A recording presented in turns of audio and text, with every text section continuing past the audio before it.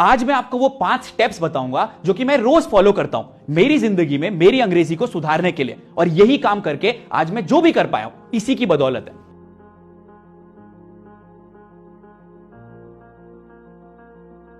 सबसे पहली चीज तो ये, जो भी मुझे रोज शब्द दिखते हैं, मेरे आसपास जो भी चीज मुझे दिखती है उसको मैं सिर्फ अंग्रेजी में सोचता हूं। अगर मुझे सड़क दिखती है तो मैं उसको रोड बोलता हूं, अगर मुझे पानी दिखता है तो मैं उसको वाटर बोलता हूं, अगर मुझे पेड़ दिखता है तो मैं उसको ट्री बोलता हूं। तो अपने आप ही मेरा दिमाग अंग्रेजी में सोचना शुरू कर देता है, क्योंकि सबसे बड़ी समस्या यह है कि हम सोचते तो हिंदी में है और हमें बात करनी है अंग्रेजी में, तो यह अनुवाद हमारा दिमाग कर ही नहीं पाता। जो मैं दूसरा काम करता हूं वो ये, जो भी चीज मेरे संग रोज मेरी लाइफ में होती है, मेरे वर्क से रिलेटेड, मेरे काम से रिलेटेड, उसको मैं अंग्रेजी में सोचना शुरू कर देता हूं। फॉर एग्जाम्पल, मैं ऑफिस रोज सुबह 9 बजे जाता हूं। I go to my office every day at 9 PM। मैं ऑफिस से शाम को 6 बजे वापस आता हूं। I come back from my office at 6 PM। तो इस चीज को भी मैं अंग्रेजी में सोचना स्टार्ट कर देता हूं। यह हमारा दूसरा स्टेप था। तीसरे स्टेप में हम क्या करते हैं कि मेरी लाइफ में जो रोज नई चीजें घटित होती हैं, जो अलग अलग चीजें होती हैं, उसको भी मैं अंग्रेजी में सोचता हूं। उदाहरण के तौर पे, आज मैं जोश टॉक देने आया हूं। I have come here to deliver my Josh talk today. ये एक नई चीज थी, इसको भी मैंने इंग्लिश में सोचना शुरू करा।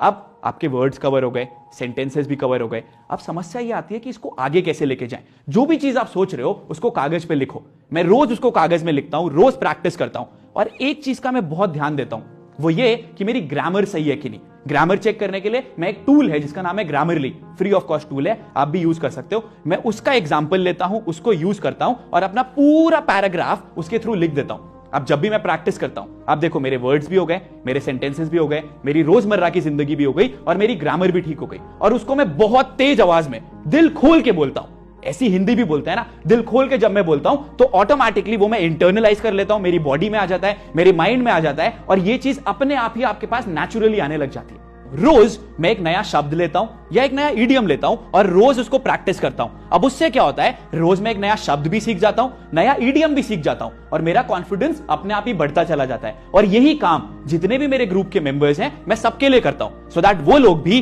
रोज नए शब्द सीखें, नए सेंटेंसेस सीखें और अपने आप ही आगे बढ़ते चले जाएं। एक चीज जो कि हमेशा से मुझे रोकती थी आगे बढ़ने से, वो ये था कि मेरे मन में ये बात घर कर गई थी कि मैं एक बहुत ज्यादा शाय इंसान हूं। मैं कभी भी नहीं कर सकता हूं इंग्लिश में बात।